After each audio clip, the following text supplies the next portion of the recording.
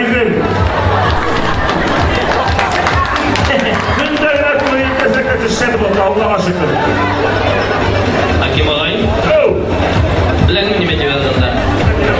İskender! Anaqıda İskender yurtunu gel. Kenge yakşı tül ütkörüvün dileyim. Selamına nasırını kıl, keleşi. Kim İskender hukunda?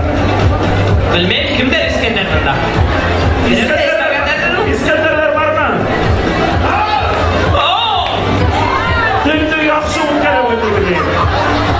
Şuna gidiyor bunda. Abına bana da dedi, buyurun gel. Havmahızın bir rahmet şunday sarılar ütkörüp gençlerin ko'ngilleri ko'targanini bilsin.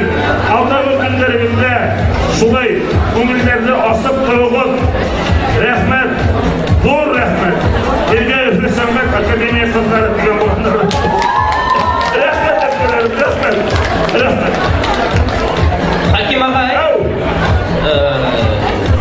bir daha sığış yapayım mı?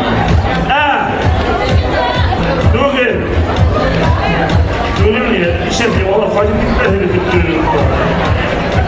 Kaderlerine ustalar, ben yine doğum günümden kutlayım. Kutlamının dini, yez, zili, ra,